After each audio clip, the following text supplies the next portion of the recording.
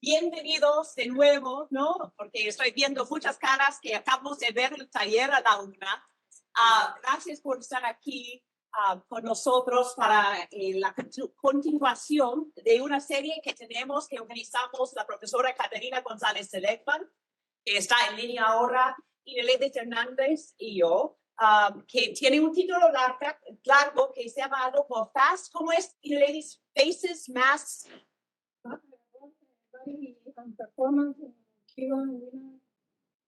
Si no, ya no hay mujeres por aparte, pero no está. Pero ya, ok. Gracias, ¿no? Que está ahí. Y estamos muy afortunados, honrados, ¿no? De poder contar con ustedes y con el apoyo de muchas unidades en campus. No voy a decirles todos, pero entre estas unidades, Journalism nos apoyó, LCL Spanish, Schneider Fund, el Instituto, Fine Arts, Human Rights, un grupo de Fine Arts y Human Rights. Hay un grupo largo de personas, de unidades que nos han ayudado, ¿no? A tener esta serie este semestre aquí en UCA. Y vamos a seguir con la conversación con Carlos Manuel Álvarez y voy a leer su biografía, perdona, es en inglés. Así que nació en el año 1989, eso, ¿no? Y he's a journalist and writer. He is the editor-in-chief of the Cuban online magazine El Estornudo, and he regularly contributes to the New York Times, El País, and the Washington Post. In December of 2016, he was selected among the best 20 Latin American writers of the 1980s at the Guadalajara Book Fair in Mexico. And in May 2017, he was included in the Bogota 39 list of the best 39 Latin American writers under 40, organized by the I Festival every 10 years. In April of 2021, he was chosen by a panel of judges for inclusion in Granta's second best young Spanish language novelist issues. And the same month, he received the Don Quixote Prize for his article, Tres Niñas Cubanas, published in El Estornudo. The Don Quixote Prize is a category within the King of Spain International Journalism Awards.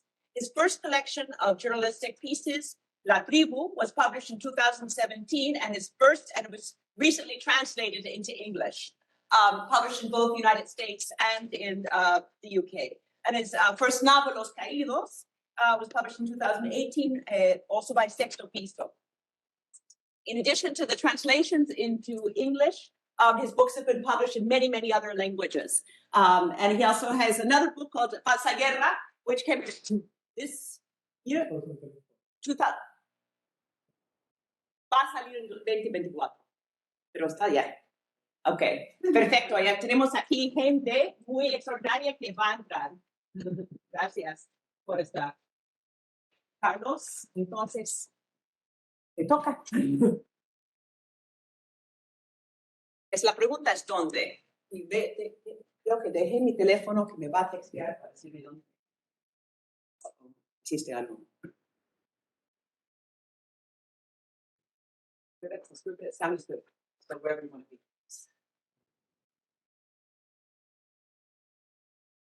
¿Quieres leerlo? 1 second, we have to get one.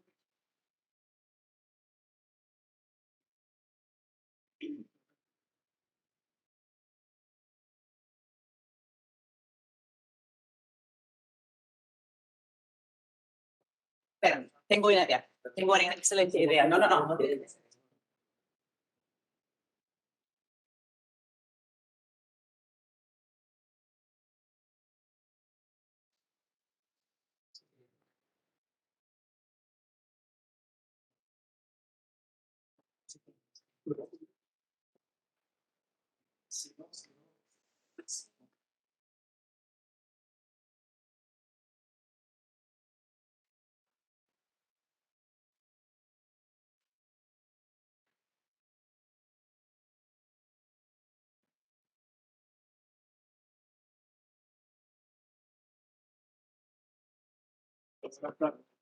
Carlos, si quieres, me imagino que puedes sentarte aquí también. Sí. Yo creo que sí, porque me escucharon cuando yo estaba ahí.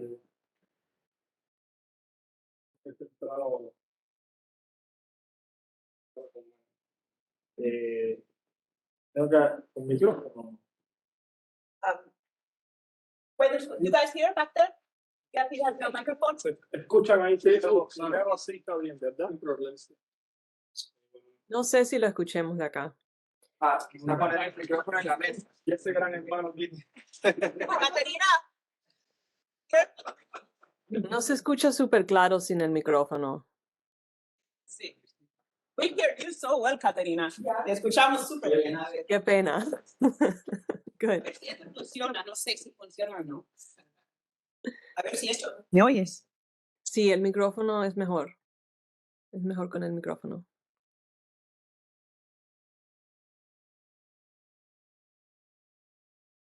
¿Ya? Entonces, no.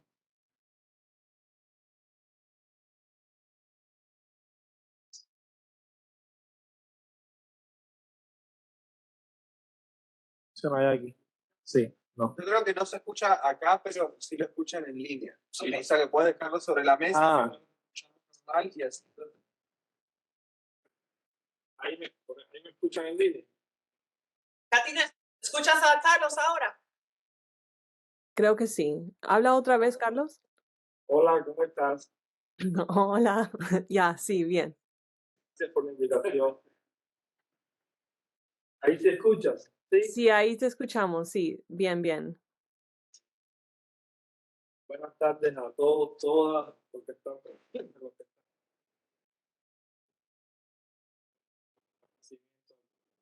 invitaron a Yuko para poder pensar y compartir algunas ideas con ustedes. Jacqueline ya me comentó que dentro de la invitación estaría bien si daba una especie de charla o conferencia sobre algún tema que orbitara alrededor de la tribu, que es esta colección de textos periodísticos que se publicó este año en inglés acá en Estados Unidos y que, bueno, en su clase se ha impartido también y los alumnos la han leído. Y esta invitación me sirvió, mucho gusto, me sirvió también para escribir este texto que les voy a leer hoy. Es un texto en el que trabajo sobre 2 o 3 obsesiones que he tenido, sobre todo en los últimos años de mi labor como periodista o de mi labor más propiamente como cronista. Y también ha servido me parece que me va a servir como una especie de ensayo que funcionará como el posfacio de un libro que es aún inédito, pero donde es un libro de crónica y donde trabajo la crónica, digamos, de la manera, creo yo, de la manera en la que acá intento definirla, en sus propósitos estéticos y en sus propósitos políticos también. Entonces, dicho esto, bueno, paso a leer este texto y después, por supuesto, estamos abiertos a discusiones, comentarios, preguntas, una conversación en todas reglas. Su título es El periodismo contra la prensa, apuntes para una crónica latinoamericana. En julio de 2021, luego de las primeras protestas populares contra el régimen castrista, la revista Semana, una máquina histérica del conservadurismo colombiano, me pidió un artículo sobre el tema. Dije que no. Habría aceptado si me hubiesen pedido mi opinión sobre ellos mismos, es decir, si hubiese corrido el riesgo de que no me publicaran. Un artículo sobre Cuba solo habría funcionado para sus intereses, diametralmente opuestos a los míos, y en última instancia habría terminado diciendo cualquier cosa contraria a mis palabras, porque los consorcios mediáticos cerrados, con familias, castas y linajes detrás, tejen una amplia red de sentido, un sentido dominante asentado en la institución del capital no como producción y circulación, sino como herencia.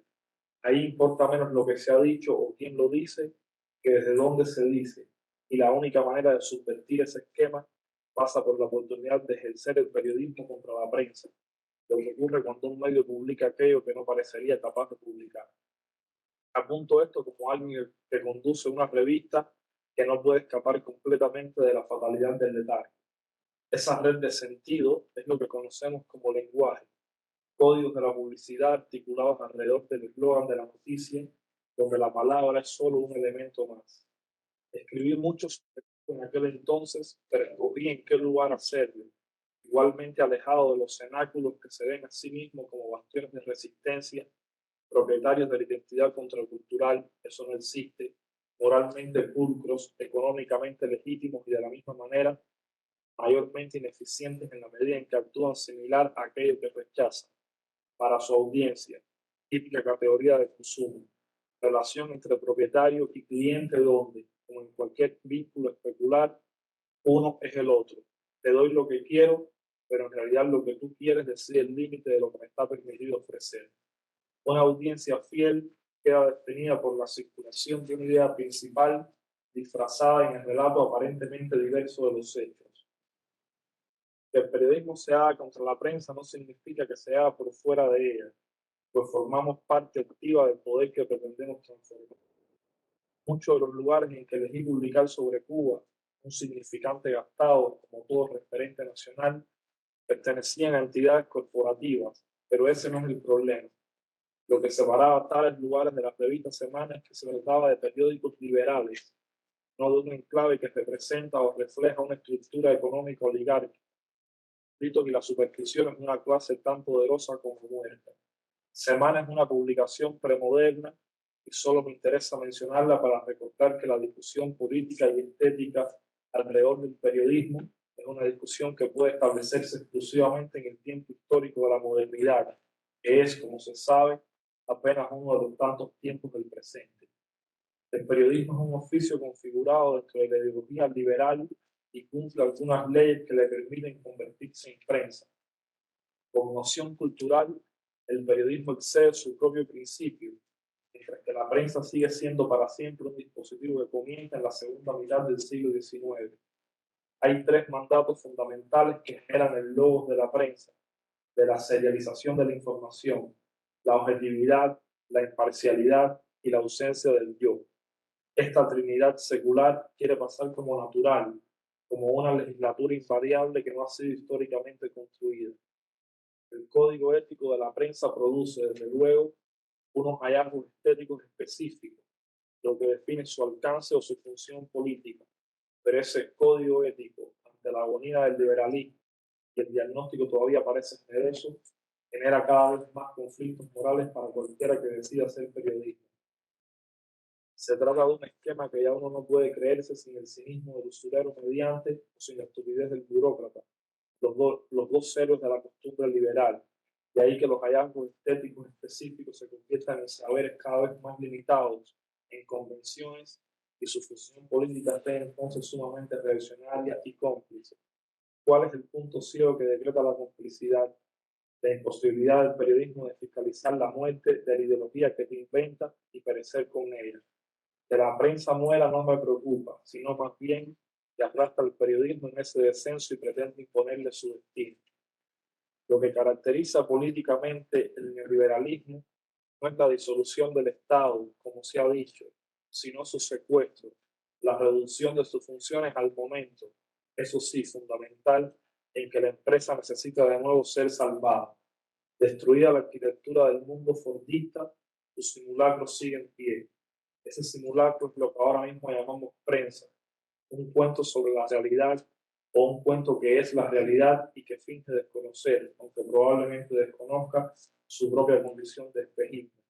El neoliberalismo puso la prensa a velar un cadáver insepulto, el cadáver del mundo liberal. El cuerpo del Estado es en el neoliberalismo un cuerpo sacrificial. La prensa es el policía que se conforma con reprender archivo expiatorio que el propio homicida le ha entregado sutilmente, puesto que le interesa ante todo al policía cumplir sus índices de eficiencia, no intervenir en la vida. La fiscalización del Estado, de los poderes legislativos, ejecutivos y judiciales no es suficiente. Cada uno de sus poderes es el avatar de un orden líquido, una red finamente trenzada de economías tácitas, todas postnacionales e imprescindibles entre sí y para sí. Si un periodista destapara o denunciara hoy una actividad ilegal, no necesariamente habría hecho periodismo, que los mandamientos fijos de su oficio lo indultaran, y esto se debe a que la legalidad es igualmente criminal y el individuo tiene constantemente que escabullírsele para sobrevivir. En La Habana, los reporteros de la televisión comunista salían a las calles a delatar a los carretoneros ensarrapados que vendían entre sus iguales unas pocas viandas y frutas sin licencia administrativa. Esa breve fábula del socialismo real es menos propiedad exclusiva de Stalin que de la modernidad toda, menos Castro y más Kafka. La última treta de la objetividad como categoría analítica consistió en negar su propia existencia. La realidad como principio organizador de los hechos, la objetividad ha preferido emitir una falsa acta de defensión antes que admitir aquello que esconde, la subjetividad del sistema. Cada cuerpo debe ser enterrado con su nombre. La objetividad no existe, pero lo que había dentro de ella sí, lo que había dentro debe irse con su máscara. La imparcialidad, por otra parte, se limita a retratar las relaciones de poder en una fotografía del mal, de la miseria o, en su negativo, de la injusticia y la desigualdad. La estetización de la realidad libra al periodista del riesgo y el deber de intervenir en la composición del plano. El atractivo, por supuesto, funciona como el maquillaje para aquello que ve el ojo domesticado de la audiencia, el ojo del individuo endeudado, del individuo que consume, sea cocaína, paquetes turísticos o noticias y sus derivados. A su vez, la larga prohibición del uso de la primera persona en el texto periodístico persigue justamente, con ideología que acompaña el auge del capital, la conversión del periodista en pieza mecánica de una fábrica de símbolos. Su despersonalización es la condición obligatoria para el cumplimiento ético de un oficio que trabaja con palabras, pero sigue una lógica técnica de productividad industrial. La violencia de esa operación, que decía la forma en que privatizamos el mundo, revienta parcialmente en manos del hedonismo postmoderno, del sedicionismo del yo. Entonces, tendría su justificación solo en cierta espectacularidad del relato, en la extravagancia del suceso que el cronista estaría dispuesto a experimentar, pero la prensa nombra el escepticismo y el periodismo nombra la singularidad. La prensa te dice que una noticia es que un hombre muerde a un perro y el periodismo te dice que la crónica es que un perro muerde a un hombre. El relato Vice, que sigue buscando al hombre que muerde a un perro, es la continuación de la prensa por otros medios, adaptada a una nueva sustancia, la lasitud del capitalismo tardío. O bien la presencia formal del yo desaparece tan radicalmente que no hace más que por omisión manifestar el esfuerzo que ese yo ha hecho para no aparecer expuesto, de esa manera aparecer constantemente, o bien las fintas impúdicas del yo, un anuncio que parpadea incesante, hace que las verdaderas preguntas no tengan que ser respondidas y que se incluye de nuevo la posibilidad plena del reportero, que no es otra que la traducción que pueda hacer uno de sí mismo a través y gracias a las voces de los demás. En un capítulo de la deshumanización del arte llamado Unas gotas de fenomenología, Ortega y Gasset plantea la siguiente situación. Un hombre ilustre agoniza y lo acompañan su mujer, un médico, un reportero y un pintor. La mujer, cercana a su amado, se retuerce de dolor. El médico, presente por un deber profesional, también alcanza un grado de implicación importante con la situación del enfermo. Es responsable de lo que le sucede y se juega su prestigio en el caso. El pintor se encuentra en una actitud meramente contemplativa. Le interesa captar fidedignamente los detalles de la escena. El reportero, a medio camino entre el médico y el pintor, no se sabe bien lo que es. Su oficio, el más reciente de todos, no se constituye en la afirmación y queda marcado por lo que los demás no son. Advertimos que nos hemos alejado enormemente de aquella dolorosa realidad. Tanto nos hemos alejado que hemos perdido con el hecho todo contacto sentimental. El periodista está allí como el médico, obligado por su profesión, no por espontáneo y humano impulso. Pero mientras la profesión del médico lo obliga a intervenir en el suceso, la del periodista lo obliga precisamente a no intervenir. Debe limitarse a ver. Para él propiamente es el hecho pura escena, mero espectáculo que luego va a relatar en las columnas del periódico. No participa sentimentalmente en lo que allí acaece, sale espiritualmente del centro y fuera del suceso. Es una cita de Ortega. Sigo yo. Esta praxis periodística reduce la realidad a lo que la prensa supone estrictamente comprobable mediante la dictadura de la verdad notarial. Los hechos parecen susceptibles de ser fiscalizados en su totalidad, pero solo después de haberlos amputados de manera dramática. No se cuenta lo que pasa, se cuenta aquello que aparentemente es lo único que puede pasar. Cualquier zona referida a los acontecimientos, glosada o difusa, queda fuera de las labores del reportero, como si la realidad se restringiera a lo que ocurre y las variaciones, lecturas e interpretaciones de los sucesos no fueran cosas que suceden también. Semejante método alcanza su expresión más neurótica en la política de fact-checking del periodismo gringo, que actúa menos sobre lo que es falso que sobre lo que es posible, elimina cualquier riesgo indagatorio y suprime la expansión de la mirada. Lo que el fact-checker no puede comprobar y sus métodos positivistas de comprobación son bastante pobres, queda fuera de la historia. La mayor parte de lo que se suprime ha acontecido.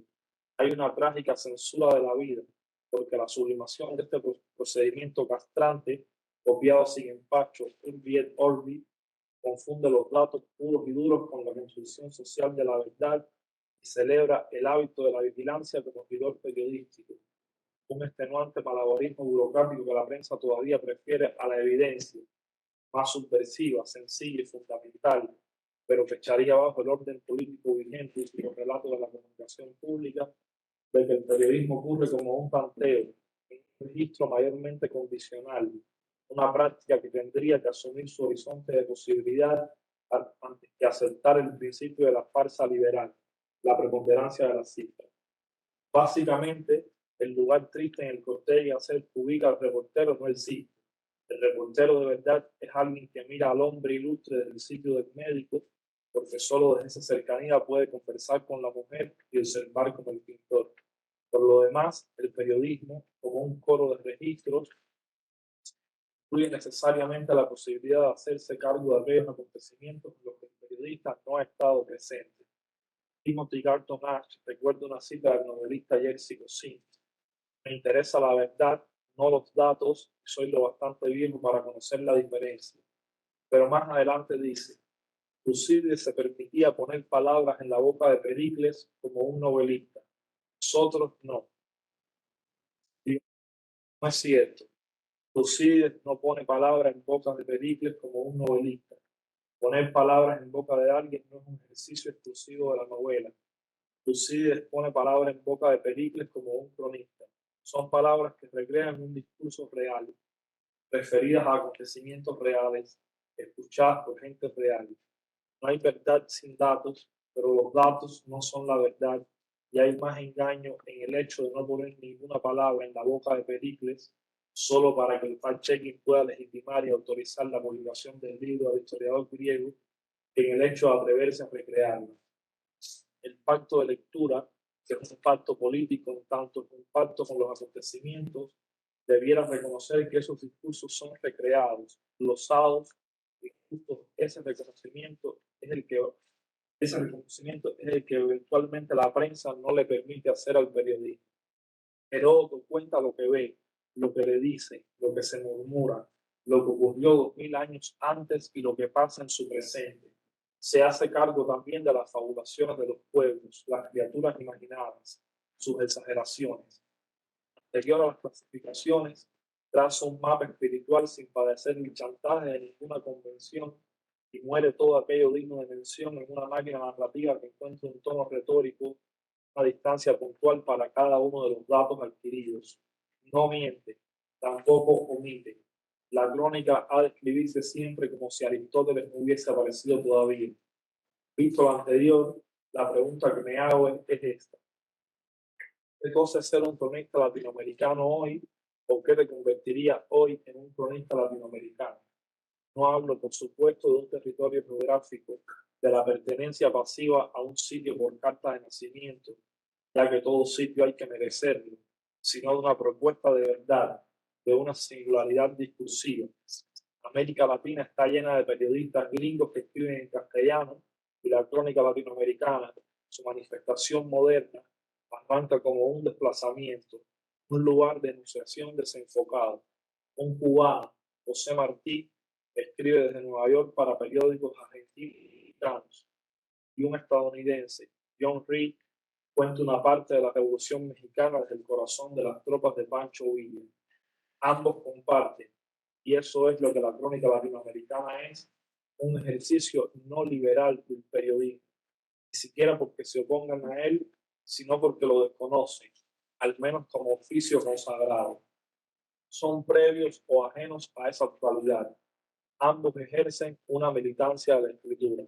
Sé que la palabra militancia hará que muchos desenfunden sus revólver ante el recuerdo inmediato de la cantidad insana de propagandistas en la región que se travistieron durante el siglo pasado como escritores, reporteros o artistas amparados en la etiqueta gramsciana del intelectual orgánico. Pero Walter Benjamin advierte que la tendencia de una obra solo puede ser acertada cuando es también literariamente acertada.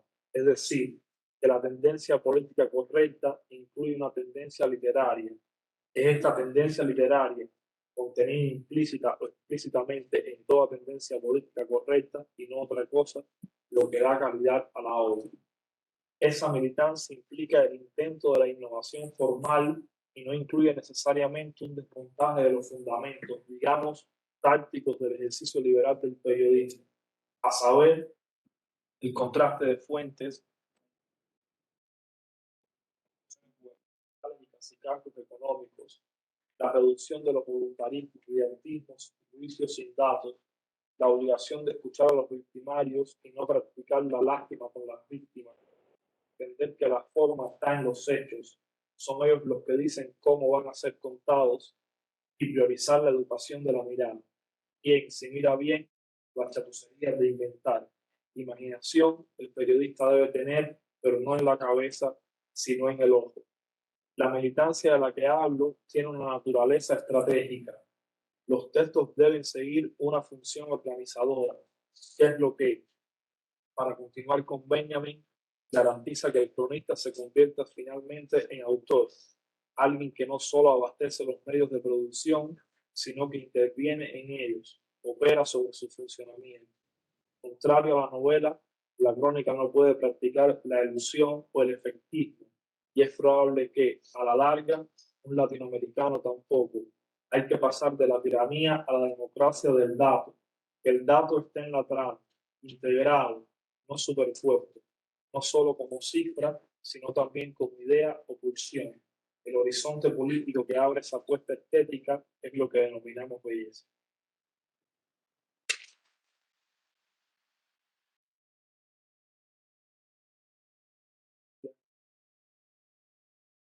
Bueno, muchísimas gracias, Carlos, por esa conferencia tan interesante y bella.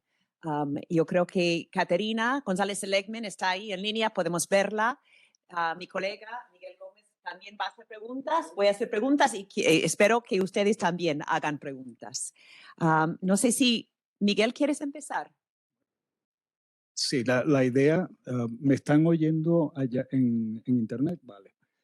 La idea era básicamente que Caterina y yo te hiciéramos algunas preguntas o comentarios iniciales y después abrirlo, ¿verdad?, a todo el mundo. Y bueno, quiero empezar por agradecerte tu visita de hoy. Yo creo que es una magnífica idea que tengamos escritores de verdad en nuestras clases. Normalmente hablamos en ausencia del autor, ¿no? Y por eso mismo yo creo que una de las cosas que nos puedes aportar aquí es esa experiencia directa que tienes. En tu perfil, en tu obra, es muy notable, ¿verdad?, la convivencia de dos géneros, ¿no? Dos géneros mayores, uno es la crónica y el otro es la narrativa de ficción, ¿no? Y escribes tanto novela como cuento. O sea, aunque según me cuentas, tus relatos breves no han circulado mucho, pero ganaron incluso premios, ¿no? Ahora, háblame, me gustaría que nos hablaras precisamente de eso, ¿no? De tanto tu narrativa como tu crónica tienden puentes, ¿verdad?, al entorno social de una manera muy clara, ¿verdad?, por lo que he visto. ¿Cómo sabes cuándo tienes enfrente un texto narrativo de ficción y cuándo tienes una crónica? ¿En qué momento te das cuenta? Sí. One person who doesn't speak Spanish, would you like, can I translate just, I'm not going to be able to translate always. You will, okay, fantastic, thank you. ¿Cuándo te das cuenta de que estás trabajando en un género y no en otro?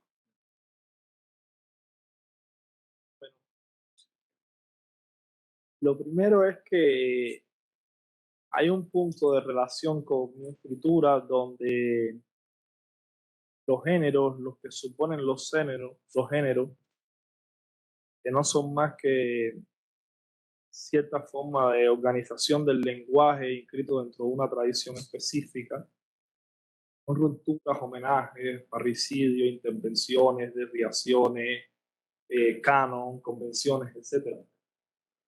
Son ideas que afortunadamente creo que me llegan un poco tarde, porque en realidad hay una relación con la escritura que antecede todas estas categorías. Y entonces yo luego puedo ponerme a hablar en particular de las estrategias o los dispositivos que pongo en marcha en la crónica o que pongo en marcha en la novela. Pero en realidad a mí lo que me interesa de fondo es el uso de la lengua. Lo que me interesa de fondo es la ubicación que puedo adquirir yo dentro del lenguaje y cómo puedo actuar desde ahí. El lenguaje he visto casi como una trinchera porque tengo que decir que quizás junto con mi formación periodística he tenido una relación con el acontecimiento político muy directa. Además de que hay evidente una tendencia en mí a fomentar esa relación. Es decir, cualquier búsqueda estética que yo emprenda, también cualquier propuesta política que yo haga desde el interior del texto, es una búsqueda solicitada, una búsqueda anhelada, una búsqueda que no rechazo, sino que voy deliberadamente hacia ella. Normalmente dentro del escenario cubano suele hablarse de las categorías políticas como una suerte de maldición que permean todos estos discursos de los que no pueden escapar. Yo siempre recuerdo una frase de Lezama que escribió en los años 30 o que dijo en los años 30 del siglo pasado, después de participar en algunas especies de protestas juveniles en la Revolución del 30 en Cuba, que es una revolución en los primeros años de la República, donde dice que no era el verbo, porque es un verbo más bien martiano, pero decepcionado de lo esencial político, busca refugio en cotos de mayor realeza. Tengo que decir que mis cotos de mayor realeza son justamente lo esencial político. Ha sido así hasta hoy. Y en ese sentido, alrededor de esas nociones orbitan tanto la crónica como la novela. Ahora bien, cuando yo decido que hay algún tema, que hay una intuición simplemente para trabajar desde un sitio o de otro. Y yo creo que eso pasa básicamente por lo siguiente, por un detalle, que es dónde está ubicado el oído, desde dónde estoy escuchando lo que estoy escuchando. La crónica es algo que se hace con el oído volteado hacia afuera. Y la ficción se hace con el oído volteado hacia adentro. Si aquello que yo estoy percibiendo lo estoy escuchando desde adentro, algo que va a tener que ser tratado en la ficción. Si aquello que estoy escuchando viene desde afuera, viene del coro público, algo de lo que se encarga la crónica, de lo que se encarga la no ficción, pero también mis artículos periodísticos, te puedo decir que están mis posts de Facebook, que son para mí también formas de participar en la conversación pública. Sí. Algo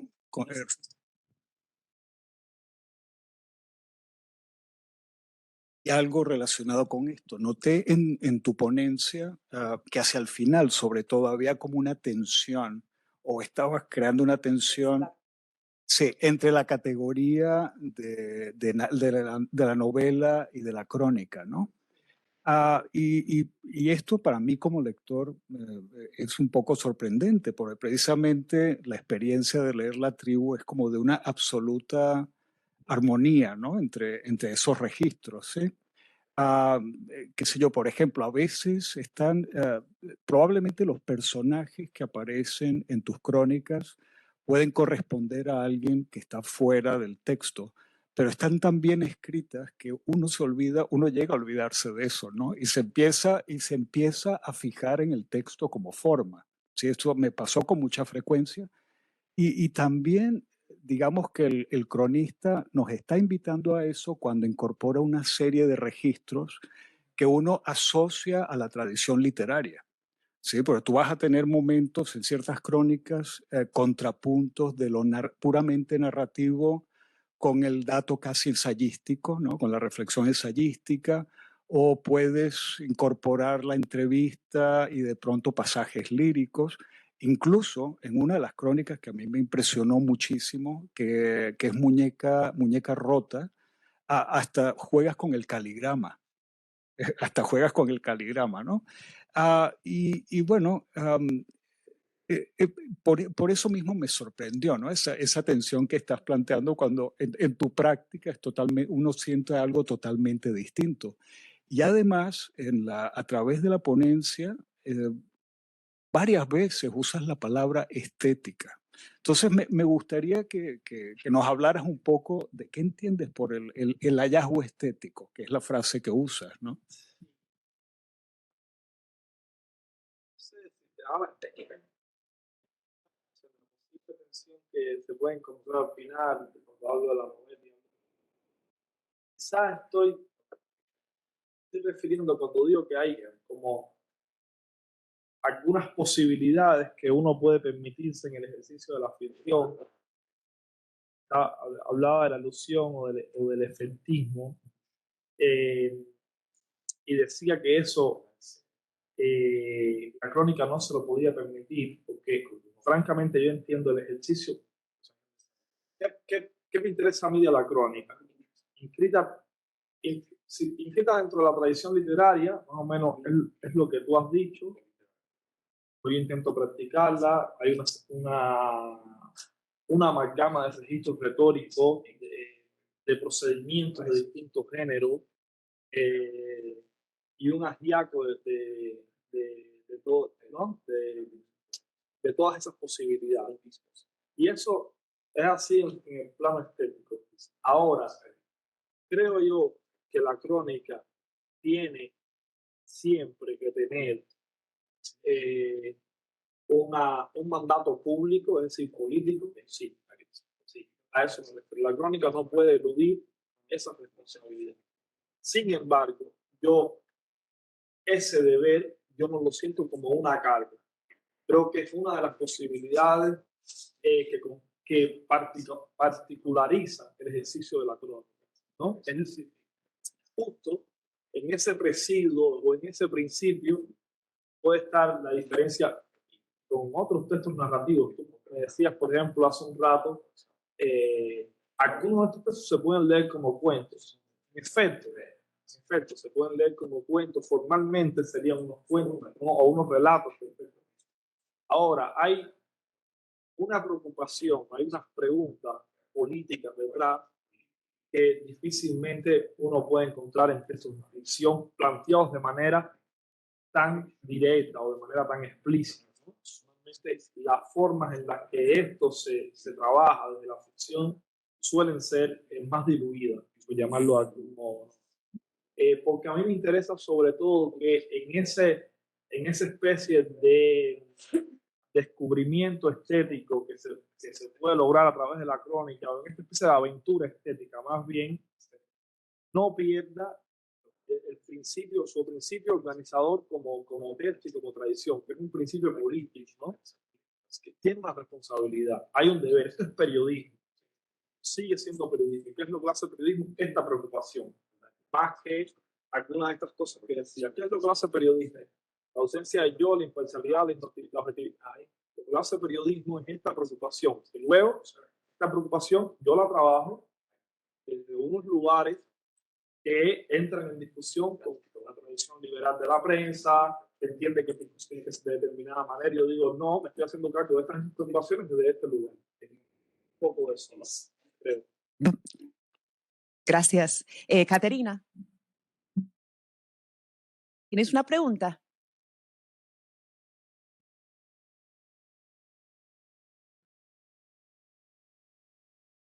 Bueno, muchísimas gracias, que es un texto fascinante que has compartido con nosotros acá y me fascina escuchar tus respuestas a las preguntas. Em, una de las, a ver si logro hacerte una pregunta. Tengo muchas, pero a ver, quiero desviarme un poco a otro tema de la charla y es que me pareció fascinante tu lectura de la prensa como una red de sentidos. Em, y creo que es una lectura bien importante en este momento, em, pero que ahí parece que has leído el valor simbólico, ¿no? De los medios de comunicación más allá de los textos em, que publican. Y, y entonces pensar, o sea, parece que estás postulando por una destrucción de esos valores simbólicos y en particular de valores simbólicos como los de la revista Semana. Em, pero me pregunto como,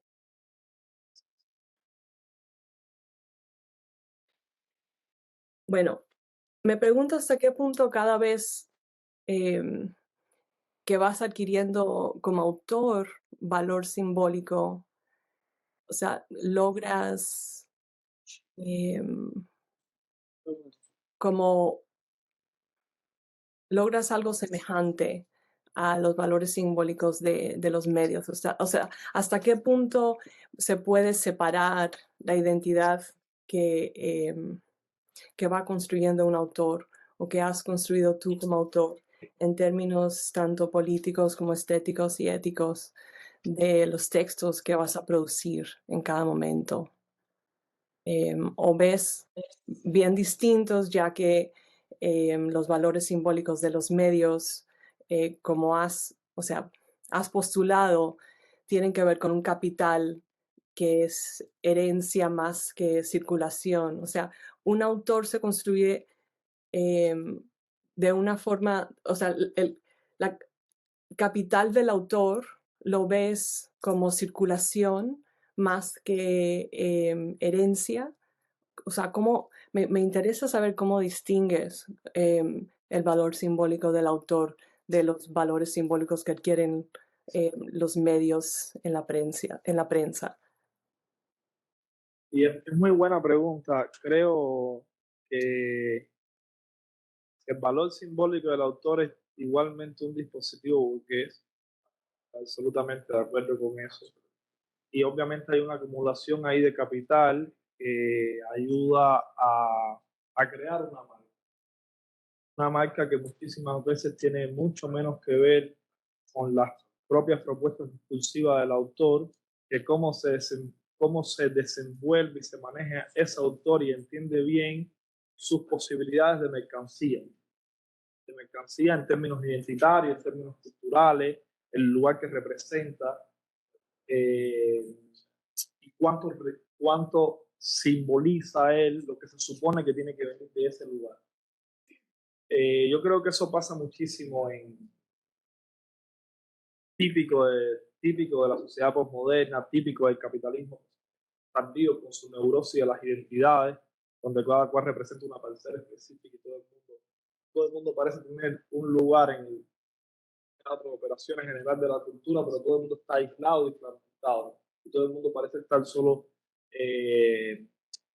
pulsando por sus intereses particulares y ganando las cuotas de representación que trae el mantenimiento y la vigilancia de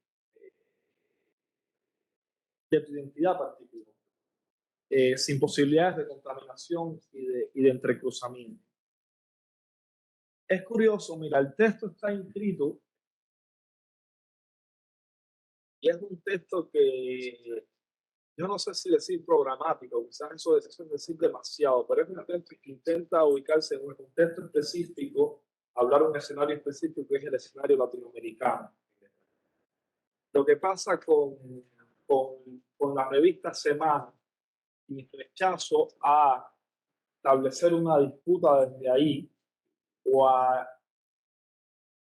intervenir en la discusión que podría generar un texto dentro de esa revista, la discusión minúscula, particular, incluso íntima, no pasa por el hecho de que hay ahí una acumulación de capital, como digo, sino por la manera en que ese capital está acumulado. Es decir, yo creo que el capital simbólico del autor es un dispositivo meramente burgués, pero no es necesariamente un dispositivo oligárquico. Ese mismo texto que yo me niego a escribir para la revista Semana, yo lo puedo escribir para el diario El País.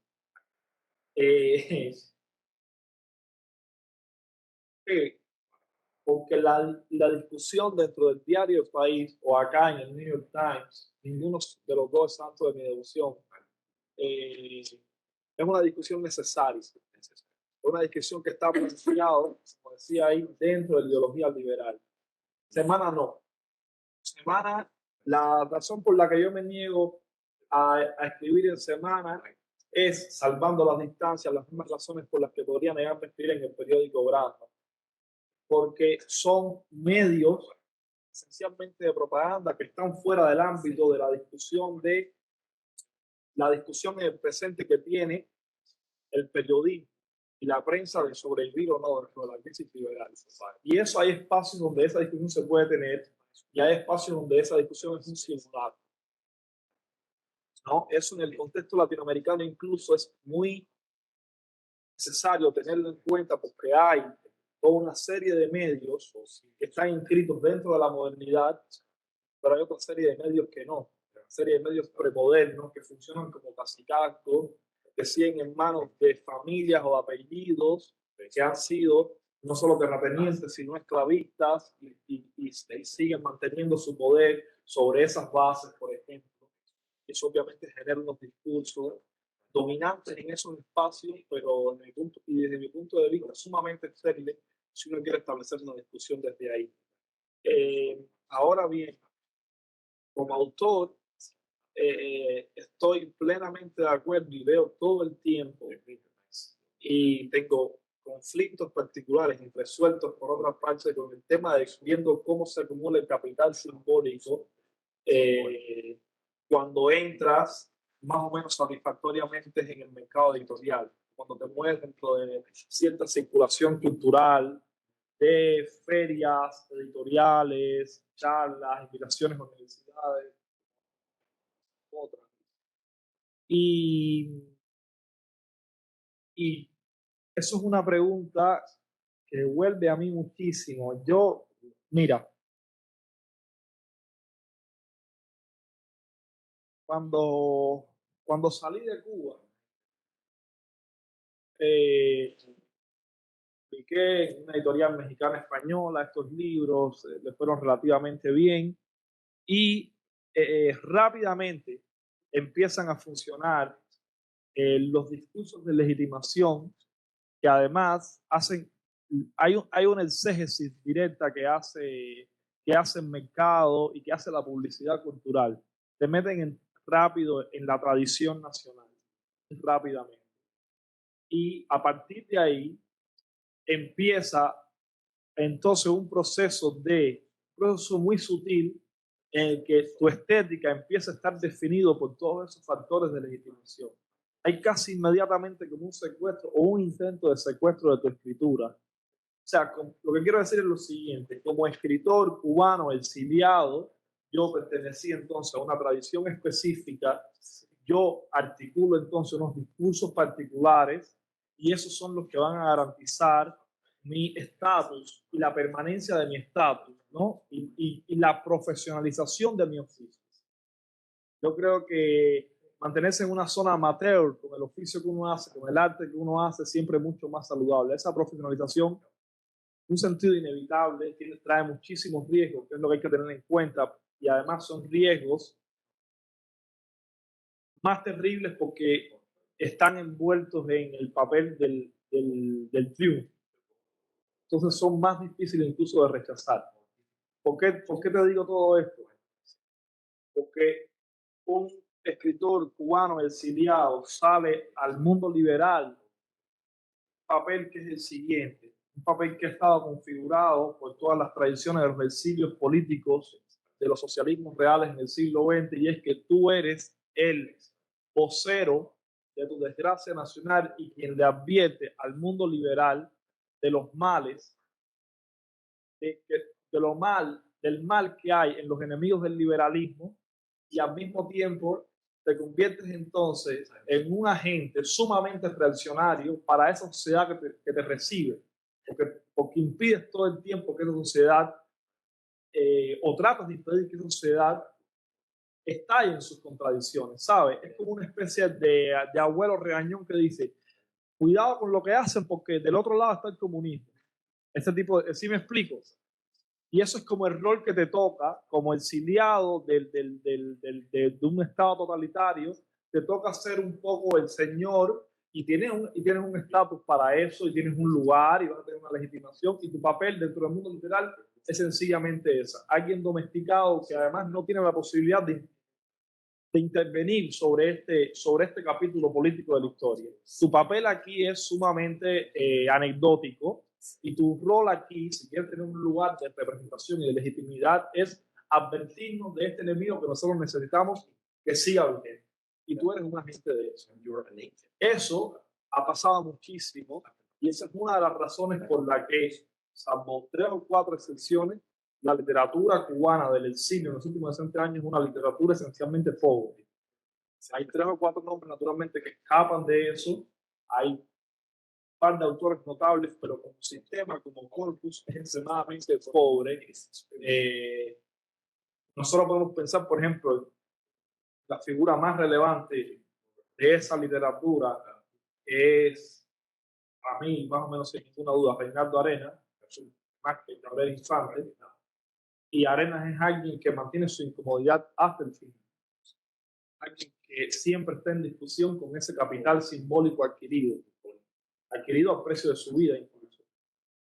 Ese tipo de precedente es en cualquier caso la aspiración, ¿no? Ya me gustaría a mí emular a Arenas en alguno de sus apuestas y de sus batallas, pero quiero decir, hay los ejemplos de cómo ser consecuente hasta últimas instancias en todos los planos. Entonces, eso creo que es un poco, no digo que yo lo tenga resuelto, pero digo que ese es un poco en el mapa en el que trato de ubicarme y discutir con aquellos sitios que he ido ganando. Sí, es evidente que manejas bastante profundidad acerca de esa pregunta del capital simbólico del autor. ¿Podría preguntar una cosa más, Jackie? ¿Está bien? Sí, y luego vamos a ver si el público aquí también tiene preguntas o perfecto, también en línea que veo personas. Pero sí, claro que sí, Caterina. Entonces, lo que acabas de describir de la zona amateur parece tener mucho que ver con el tipo de militancia por la cual estás abogando en este texto, ¿verdad? Y me daba cuenta que parece que me puedes corregir, pero quería que describieras un poco más esa idea de militancia en la crónica, y si me podrías verificar si el modelo que estás, bueno, el modelo que anuncias es el modelo de Heródoto, sí. O sea, es lo que has sugerido cuando utilizas el ejemplo de Heródoto y sugieres que la crónica debe escribirse como, bueno, o sea, sin pensar en Aristóteles. Sí, cuando hablo de Aristóteles, utilizo a Aristóteles más como una especie de línea histórica, alguien que quizás es el primer gran sistematizador del conocimiento en el mundo occidental, ¿no? Y alguien que establece las categorías como nadie antes al menos. Y es muy evidente la escritura antes y después de eso. Cuando hablo entonces de Heródoto, estoy hablando de ese procedimiento que parece completamente anulado como posibilidad para el periodismo de mezclar registros, de hacerse cargo no solo de lo que pasa, sino de lo que se dice que pasa o de lo que se cree que pasa, que son obviamente son parte constitutiva de la realidad. Y digo, como digo, hay que leerlo igual en su contexto. En este texto se piensa un referente latinoamericano, y lo que estoy diciendo es básicamente estas posibilidades narrativas que van a dar hallazgos estéticos específicos son inevitablemente subversivas desde el punto de vista político, porque para hacerlas, para ejecutarlas en un nivel más grande que el ejercicio individual, necesitan de un cambio de configuración de un sistema de medios. Un sistema de medios que, tal como los entendemos, responden a una ideología política particular, ¿no? O sea, a mí me parece que eso en este país básicamente no se pudiera hacer, porque este país está firmemente constituido en lo que es, no tiene posibilidad de ser otra cosa, pero no creo que eso sea el caso latinoamericano en este sentido. ¿Por qué te digo esto?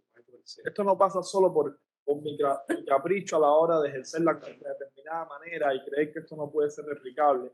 Esto como procedimiento, incluso como ideología, es replicable de muchísimas maneras. A mí me parece, por ejemplo, hay una serie de figuras, el periodismo, que es la prensa, que se ha encargado también de hacer el relato de su publicidad todo el tiempo, tiene sus propios héroes liberales.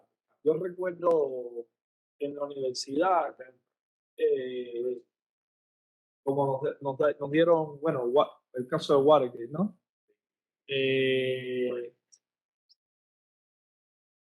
Esto va a ser casi, no sé, seguramente a mucha gente no le va a gustar. Entonces te ponen estos tipos aquí del Washington Post como, yo me creí ese cuento mucho tiempo, los grandes reporteros que descubren, van contra el poder, Robin Hood.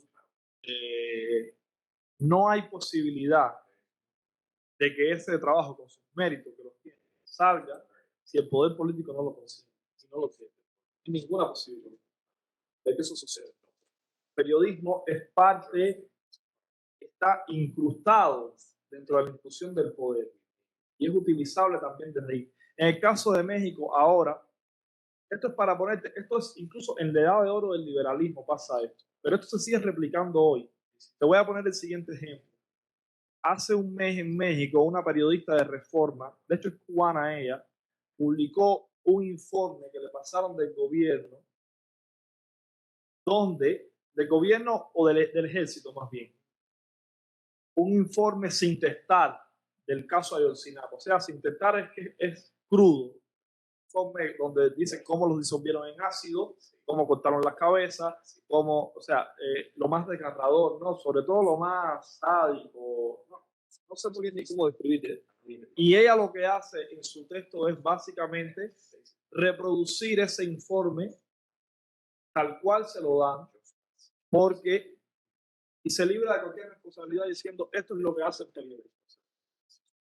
Eso no es lo que hace el periodismo. El periodismo no revictimiza y sobre todo no quiere decir que ya no trabaje con esa información, pero el periodismo tiene que tener el trabajo del periodismo y es la fácil misión que le pone el liberalismo al periodismo es, no, lo mío es tramitar la información y punto. Yo no trabajo sobre ella, como si esa información ya no viniera cargada con una dirección específica, ideológica, y busca repercutir de determinada manera. Y tú eres solo un transmisor.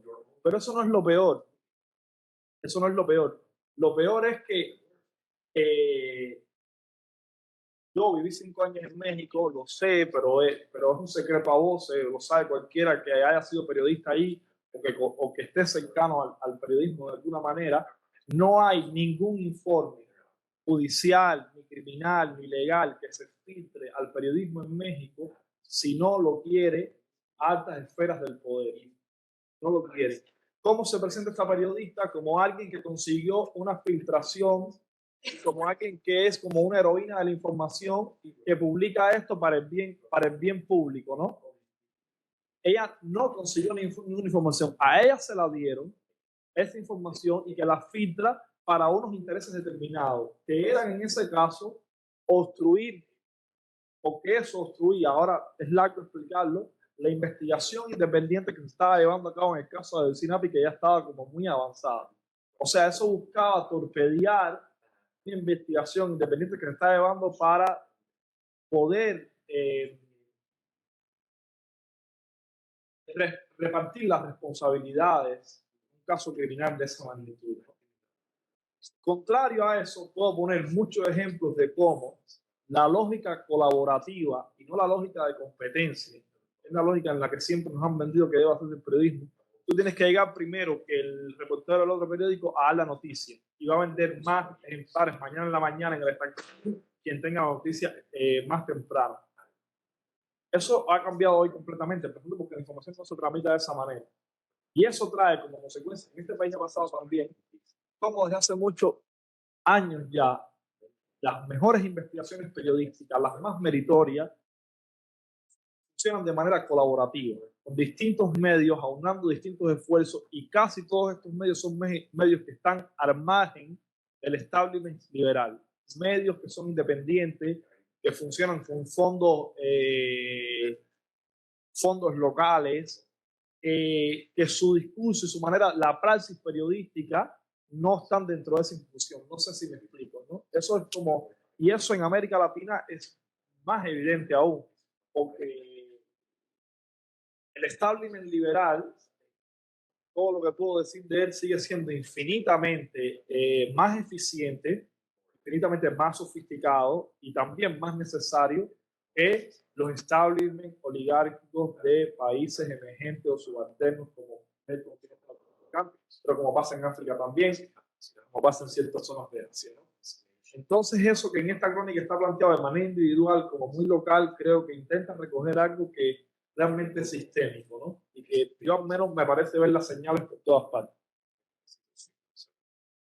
Sí. Caterina. No, ¿Ya? solo gracias. Ok.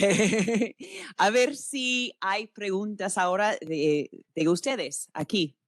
¿Hay preguntas o comentarios? Reinaldo parece que tiene.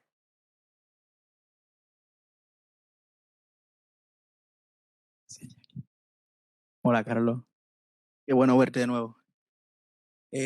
Quería preguntarte, y sobre todo para que abundes un poco en esta contraposición que estableces entre periodismo y prensa. ¿Qué lugar ocupa lo que podríamos llamar la revolución digital, ¿no? Con todas sus equivalentes o efectos, ¿no? Como literatura digital, periodismo digital, etcétera. ¿Cómo ves este marco, este nuevo espacio, en el sentido de qué aporta y en qué sentido puede ser problemático, en qué sentido puede ser provechoso? Y no solamente en el espacio de cómo se piensa la revolución digital en Cuba para el periodismo cubano, sino ya un poco más pensando en periodismo latinoamericano o en el contexto global, ¿no? Teniendo en cuenta de que esto dentro y fuera funciona en direcciones contrarias, ¿no? Dentro de Cuba y fuera de Cuba, esta cuestión de la revolución digital. Yo creo que el periodismo, los discursos desde estas instancias tienen todos los pros y todos los contras que tiene la globalización. ¿Qué quiero decir con esto? Hay un momento de la conferencia demasiado pretencioso del texto, en un momento del texto, hablo de que desaparecido el mundo fordista, o sea, el mundo industrial, tal como lo conocíamos hasta los años 70 del siglo pasado, quedaba en pie su simulacro de alguna manera. Su simulacro no. Creo que hay un error que tengo que mirar luego, no es la prensa, sino que la prensa lo emite como tal. La prensa, para mí, es esa institución perteneciente a un mundo fordista, institución que alcanza su madurez, su etapa más robusta en el siglo XX, sin duda, a máquina expansiva del final del siglo XIX, y que está configurada de alguna manera. Está configurada, sigue configurada en términos nacionales, no en términos globales. Y entonces, en la institución de la prensa hay un desfasaje muy claro, porque la prensa sigue fiscalizando, que es lo que digo aquí, a los gobiernos, a los poderes políticos de la modernidad, tal como lo conocemos, ¿no? En un mundo donde ese poder ha sido desplazado muy claramente hacia las corporaciones y hacia economías líquidas que no se reducen ni remotamente a un país, sino que forman parte como una red más amplia. Y es como un armatoste, es como algo antediluviano en un mundo mucho más ágil, vaporoso también, frenético, como es un mundo digital, como es este, ¿no? Un mundo completamente especulativo, como es este también. Entonces, a esos medios, la manera en que esos medios funcionan, es algo que ha verificado.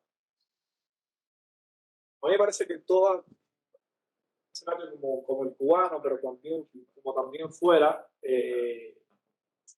todo el periodismo más que más puede capturar, digamos, como esas velocidades y esas fintas, ocurre en ese terreno, ¿no? Ocurre en el terreno digital. De hecho, funciona muchísimas veces ya, incluso desde otros resortes, y desde otras formas textuales, que no son ya muchas veces ni remotamente los géneros periodísticos tal como los teníamos concebidos. Es decir, a mí me parece que hay un entrecruzamiento ahí. Para mí es difícil poderte detectar esto, hablar de esto con un poco más de profundidad, porque el presente siempre se me escapa, ¿no? Pero sin duda traen para mí una posibilidad muy reivindicativa, que es el modo de organizar espacios por fuera de estas instituciones, con sus jerarquías y con sus caminos y sus legitimaciones, ¿no? Y de repente algo que se hace de la imagen un lugar, y ocupa de hecho un lugar principal.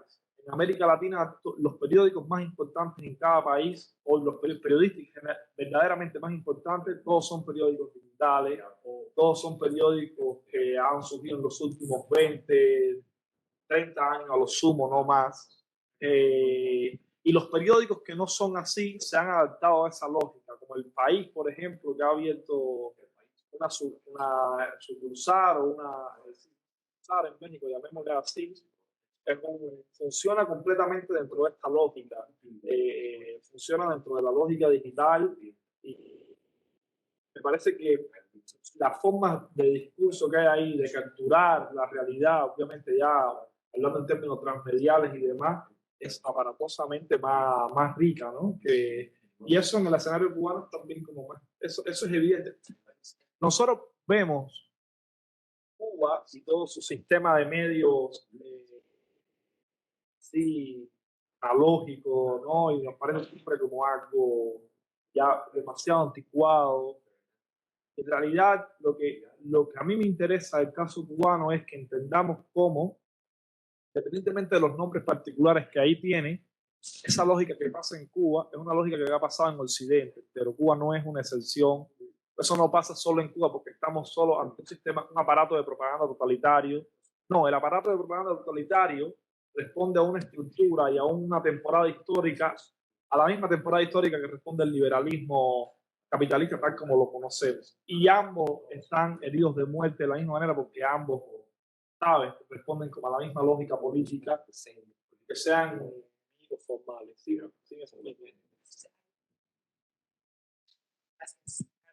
Creo que hay Más ahí en línea, Omar.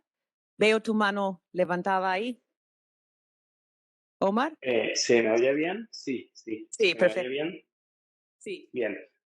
Yo quiero hacer una pregunta a Carlos Manuel con relación a algo que escuché, creo que escuché bien, sobre un poco estar con la guardia en alto frente al concepto de profesionalización y rescatar un poco más lo que sería el amateurismo en el ejercicio periodístico, porque tomando en consideración lo que él ha dicho, me parece que todas las características, digamos, todos los rasgos, todas las cosas que se han hecho desde el punto de vista periodístico, lo que están apuntando, al menos en el caso de México, es a una profesionalización que garantiza y beneficia, digamos, la producción discursiva del periodismo como tal, ¿no? Fíjate que son periodistas que tienen cierta autonomía frente a las esferas del poder político, hay una colaboración entre ellos y, bueno, si tomamos el caso del libro de Carlos Manuel, ahí incluso hay un conocimiento de lo que implicaría tratar la noticia.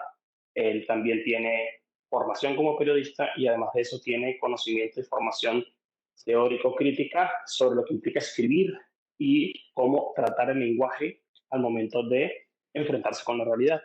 Entonces mi pregunta para él va por lo siguiente. ¿En qué sentido y hasta qué punto el amateurismo es un fenómeno que en el siglo XXI mejora, potencia o revitaliza la producción cronística o periodística en el siglo XXI, tomando en consideración todas estas características que ha señalado previamente? Lo que pasa es que no entiendo el amateurismo como ignorancia o como no capacitación de las posibilidades que uno tiene a la hora de ejercer un oficio.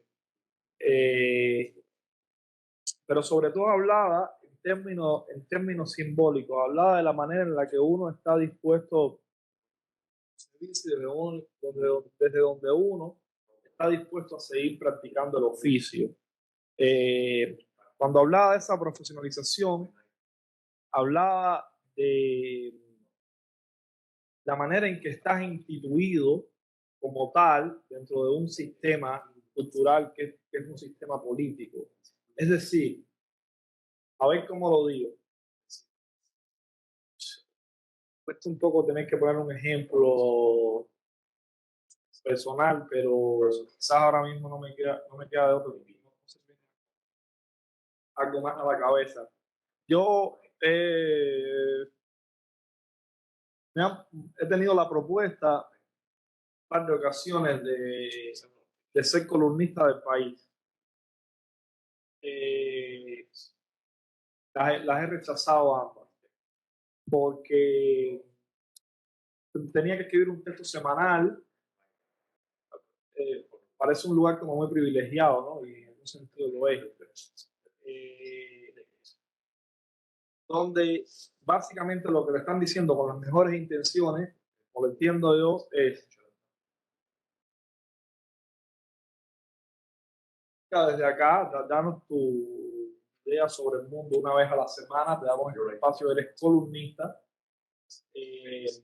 Yo siempre pienso la columna como el espacio más reaccionario dentro de los géneros periodísticos y dentro de un periódico, por el lugar de enunciación que implica, por cómo se habla desde ahí. Y a eso me refiero con profesionalizarse. La razón por la que la rechacé era justamente por el temor no, por la inevitabilidad de que caiga, de que mi escritura caiga, al menos de manera más rápida, no quiere decir que no vaya a caer o que no haya caído, en los vicios que supone ese lugar de éxito. Entonces, cuando digo me aproximación, me refiero básicamente a eso, a los modos no tanto de los modos materiales de subsistencia, sino a los modos simbólicos que la profesionalización trae consigo. El verse como escritor, el entenderse como tal desde un lugar, la autoridad o la jerarquía que eso supone, que están dispuestos a darte y que uno está dispuesto a creerse, y cómo empieza entonces ese lugar a permear tu relación con los otros. Cuando digo eso, digo Y cuando digo que hay que mantenerse alerta, lo digo porque el trabajo como esto, donde yo entiendo, lo decía yo ahorita también, entiendo la relación con el lenguaje como una relación, no sé si lo decía, pero casi artesanal, una relación manual, no industrial, que es lo que hace el lenguaje periodístico, hace la asesoría. Cuando uno trabaja de esta manera y tiene esta relación con el otro que hay que tener cuando uno ejerce la crónica o ejerce el periodismo, es muy difícil de conciliar eso, las labores de tu oficio con los lugares de legitimación que están dispuestos o que puedes ganar con el éxito de ese oficio. No sé si me quiero explicar. Lo que quiero decir es que hay que estar alerta con aquellos premios que uno recibe todo el tiempo por lo que hace, ¿no? Yo acabo de terminar un manuscrito. Todo el tiempo estoy poniendo ejemplos donde yo creo que se cumple lo que estoy diciendo, pero no es que yo crea que estoy infalible. Seguramente no, hay muchas zonas ahí en las que cedo, pero no soy plenamente consciente, ¿no? Cualquiera seguramente lo va a poder ver con más facilidad que yo. Nadie es como buen juez de sí mismo. Pero lo que te quiero es, yo acabo de terminar un libro de crónica así en los términos herodotianos que estaba mencionando, sobre una experiencia política que tuve en Cuba hace 2 años. Había unos amigos que estaban protestando contra el gobierno en una huelga. Yo viajé del extranjero, me uní a esa protesta, tuve mis propios episodios con la policía política, interrogatorios. Además, esa protesta tenía como un carácter fue bastante mediatizada. Y entonces el cuento de todo eso. Y yo termino una primera versión y cuando la termino, me di cuenta que era un texto donde no había ninguna otra voz. Era un texto donde yo estaba hablando de personas marginalizadas, negros, mujeres, homosexuales, gente que estaba enfrentándose al castrismo desde otro lugar de enunciación, estableciendo las luchas políticas en Cuba, creo yo por primera vez en mucho tiempo, en un lugar plenamente moderno. Entonces me parecía a mí muy estimulante y yo escribo sobre eso, y cuando tengo la primera versión del texto, todo lo que estoy contando es lo que me pasó a mí allí. El escritor que va o el periodista que va, como tiene un cierto reconocimiento internacional y demás, como adentro de Cuba es percibido como blanco, de profesionales, puede en un tiempo relativamente breve, cuando decide salir de Cuba y no terminar en la cárcel como terminan los otros, tuve que echar todo eso atrás y tuve que sentarme, tuve que empezar a entrevistar a cada uno de nuevo, a cada uno de aquellos protagonistas, y está mi historia ahí, pero está ya en otro lugar, con todos los personajes explicados, porque si no, lo que yo estaba haciendo básicamente era convirtiéndome en un extractivista de la experiencia ajena. Y el libro que acabo de terminar es probablemente un libro más difícil de clasificar y de ubicar ahora dentro de alguna editorial o dentro del mercado. No quiere decir que no lo vaya a tener. Afortunadamente tengo editoriales con ciertos reconocimientos que pueden publicar. Pero lo que quiero decir es que era antes un libro más fácil de leer, pero también un libro más corrupto, porque era el cuento el cuento que estaba diciendo ahorita, el cuento del escritor apaleado, interrogado, encarcelado por el totalitarismo, el enésimo cuento sobre el escritor que tiene que irse al mundo occidental porque el comunismo ha acabado con su vida, hecho además desde una experiencia donde decía había implicado otro. Yo creo que esa primera versión del texto era la versión de un profesional de la escritura, de alguien que vive, y cuando yo tuve esa experiencia, me daba cuenta que la miraba de una forma muy calculada, diciendo, bueno, yo todo esto lo voy a escribir, que me encarcelen o que me interroguen, no importa, yo lo voy a escribir. Y había un desconocimiento completo de los otros. Me parece que en esta segunda versión hay un intento de desmontar ese lugar simbólico de poder que yo tenía, que es justamente por el que terminé zampándome, al menos parcialmente. En fin, es una discusión con esos sitios, ¿no? Desde dónde mira y qué incluye en tu historia y qué libro es el que tienes que escribir. Me parece que igual una de las ideas más, los malentendidos más grandes que hay alrededor del arte es la idea de que un artista puede hacer todo. Me parece que un artista cuando llega a entenderse como artista de verdad se da cuenta de que no puede hacer casi nada. De que cada vez es más fino el límite por el que tiene que caminar.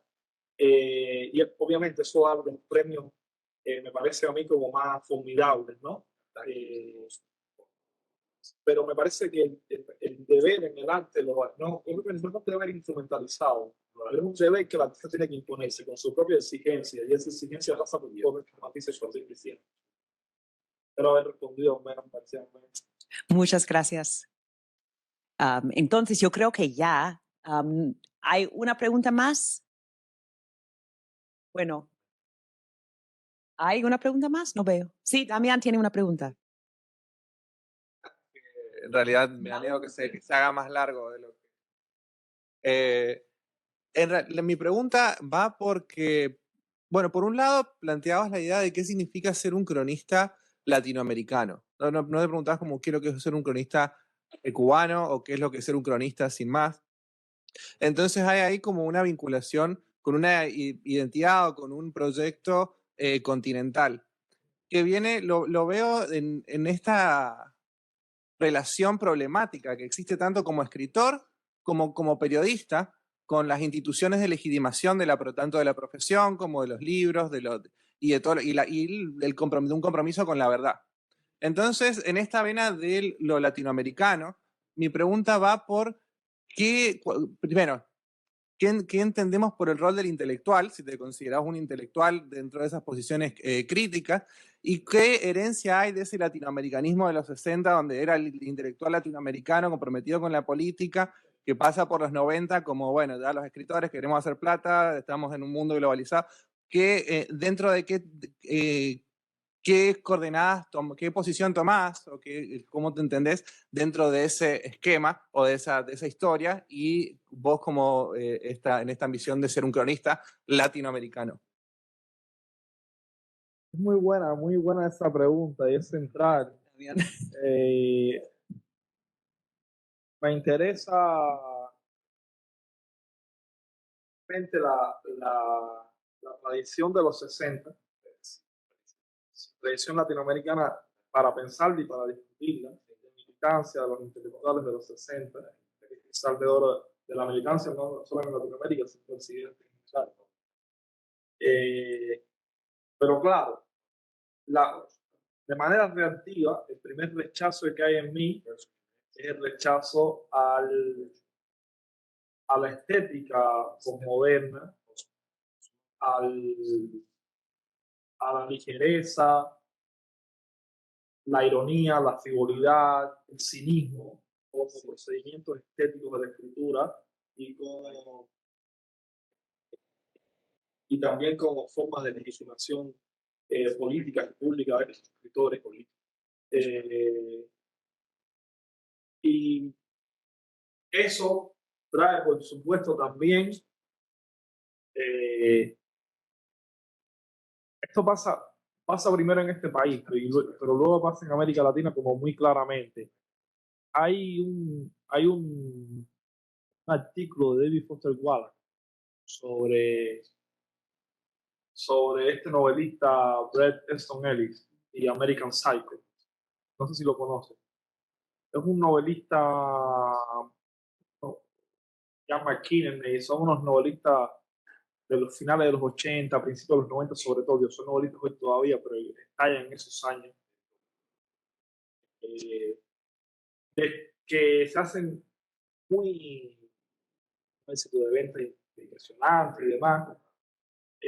Por ejemplo, American Psycho, hay una película también muy famosa sobre eso, es el libro de Easton Ellis, de un asesino serial, que no sabe si se está imaginando o no, pero que trabaja en Wall Street, y es una descripción de toda la cultura yuppie de los 80 y del auge de la bolsa, y Foster Wallace dice lo siguiente: está muy en contra de la lógica del entretenimiento, ¿no? Y de cómo se da cuenta de cómo la lógica del entretenimiento termina básicamente capturándote, convirtiéndote en un consumidor, pegado a la televisión, sobre todo en pleno auge neoliberal de los 90, ¿no? Hamburguesa, Coca-Cola, publicidad y MTV.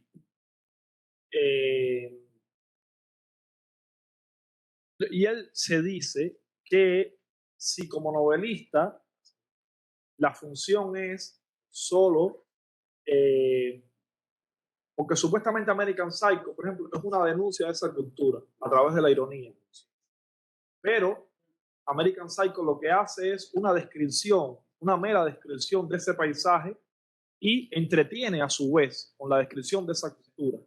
Básicamente sigue reproduciendo como la misma lógica, tiene que ver con lo que decía ahorita, hay que intervenir como en los modos de producción, ¿no? Y es ahí donde entra, por ejemplo, donde entra la gran complicación del libro de Foster Wallace y donde está su gran reto. Sabe que no basta con entretener. Eso, que aquí en los 90 tiene un auge tremendo, ha pasado en los últimos 15, 20 años en América Latina y desde los 90 también, ¿no? Pero sobre todo en los últimos 20 años yo lo veo como una lógica muy fuerte. México está cargado de libros sobre narcotráfico, escritos para que lo traduzcan aquí o lo traduzcan en Inglaterra. Colombia está cargado de libros sobre la guerra con la misma lógica. Cada país latinoamericano tiene su tragedia nacional, que es la que tiene que exportar. Yo tuve la suerte de viajar por Latinoamérica bastante antes del COVID y me pasaba lo siguiente, me parecía muy curioso. Primero yo tenía una condición que primero pensé que era algo que me disminuía en las posibilidades, pensándome como escritor profesional, de que no tenía un país detrás. Que Cuba no está dentro de ningún mercado, en Cuba no se distribuyen libros, en Cuba ninguna editorial publica nada, como aparte de todo eso. Y luego me di cuenta de que eso era una ventaja tremenda. Por ejemplo, yo llegaba a Argentina, había una feria del libro, había un festival, lo que fuere, y había un cóctel esa noche y estaban todos los escritores argentinos que publican en Random, en Planeta, y estaban extremadamente contentos con el lugar que ocupaban en el campo cultural porteño. Y además estaban publicando en editoriales grandes, editoriales que son multinacionales y balcanizan la lengua. Te publican en tu país. No que sea internacional no significa que tú lo seas. Para tú serlo, para tú ganarte ese estatus, tienes entonces que sortear una serie de obstáculos que son todos traducciones del mercado. ¿Cuántas ventas tiene? Entonces ya a lo mejor te fue bien en Argentina, ya te podemos poner en Colombia también o en México. O cuánto tu literatura, cuánto escapa de determinada localía, o sea, o cuánto cuánto color local de argentino tú tienes como para que pueda interesar en otros lugares. Es decir, empiezan a funcionar esas neurosis. Y yo me doy cuenta, estoy esta noche en Buenos Aires y está pasando esto, pero la mañana siguiente me voy a Santiago de Chile, cruzo los Andes y las figuras, aquellas figuras relevantes que publicaban en Random y en Planeta en Buenos Aires desaparecieron, no existen, y emergen las figuras santiaguinas que ocupan ese mismo lugar en Chile. La idea de Latinoamérica intenta sobre todo volver a ese lugar fundamental de los 60. Creo que Bolaño es el primero que lo señala. Si hay algo de los 60 que es formidable, todo gracias a editoriales mexicanas, pero también editoriales argentinas, que todos se leían en todas partes, en toda la lengua. Había una circulación de la literatura latinoamericana dentro de sus territorios como luego el neoliberalismo echó en tierra, balcanizó completamente. Los modos en que esas militancias se ejercen, los modos en que esas militancias se exige que se ejerzan y demás en los 60, ya es otra discusión que podemos tener con la que yo, viniendo además de uno de los epicentros políticos donde esa militancia se ejerció, tengo muchísimas discusiones y por supuesto que no la asumo acríticamente, ¿no? Pero hay algo de allí, de ese estado y de ese lugar, incluso con el simulacro literario que es el boom, con el que también tengo un millón de discusiones y más molestias que satisfacciones, que habría que volver a mirar, y es sobre todo a una idea fantásticamente postnacional de la cultura latinoamericana, un lugar de pertenencia de, evidentemente, todos nosotros, sin las restricciones de una identidad cerrada, es lo que son los países. Muchísimas gracias.